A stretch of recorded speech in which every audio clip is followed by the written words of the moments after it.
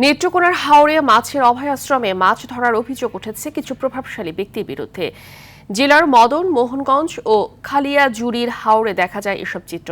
সরকারি বেড়িবাঁধ কেটে নদীতে অবৈধ মাছের ঘের তৈরির মাধ্যমে প্রতি বছর কোটি টাকার মাছ লুটে নিচ্ছে এক শ্রেণীর প্রভাবশালী মৎস্যজীবীরা। স্থানীয়দের অভিযোগ, এলাকার প্রভাবশালী মহলের কারণে মাছ ধরতে পারছেন না জেলেরা। নেত্রকোনা প্রতিনিধি গজনবী বিপ্লবের রিপোর্ট, জানাচ্ছেন লামিয়া তানজিন মাহমুদ।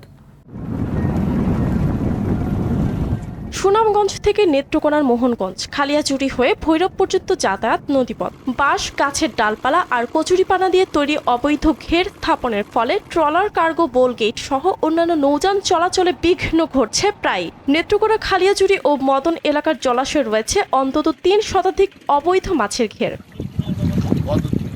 প্রতি বছর এ জেলার হাওর এলাকায় কৃষকের ফসল রক্ষার জন্য পানি উন্নয়ন বোর্ড বেড়িবাঁধে খরচ করছে কয়েক কোটি টাকা। তবে লাভবান হওয়ার আশায় এ বেড়িবাঁধ কেটে মাছ ধরছেন এলাকার কিছু প্রভাবশালীরা। এতে জেলে সহ সাধারণ মানুষ বঞ্চিত হচ্ছেন উন্মুক্ত জলাশয়ে মাছ ধরার অধিকার থেকে। কিছু দুষ্কৃতিকারী লোকজন এই যে বেড়িবাঁধ কাইটা মাছ মারার জন্য এই বেড়িবাঁধে ক্ষতিগ্রস্ত করতেছে। খেয়াটা গায়ে তুলছে, বাস বস কুইপা তুলছে, আসা যাওয়া করা আমরা খুবই বিপজ্জনক। কেউনো সাহেবের কাছে বিচার দিলাম, চেয়ারম্যান সাহেবের কাছে বিচার দিলাম, এরা কিন্তু গ্যারাজি করে না। এদিকে অবৈধভাবে বেড়িবাঁধ কাটায় আগাম বন্যায় ফসল হারির আশঙ্কা করছেন কৃষকেরা। বাঁধটা কাটলে মনে করেন আগাম যে বন্যাটা আছে, এই বন্যায় টোটাল ডিঙ্গাওতা হাওরের এফেক্ট হওয়ার সম্ভাবনা থাকে। কৃষকরা অনেক ক্ষতি হয়ে যায়, সেই বন্যায় হাওরে খেয়ে যায়। অবৈধ মাছের ঘের উচ্ছেদে অভিযানের নির্দেশ আছে জানালেন জেলা মৎস্য কর্মকর্তা।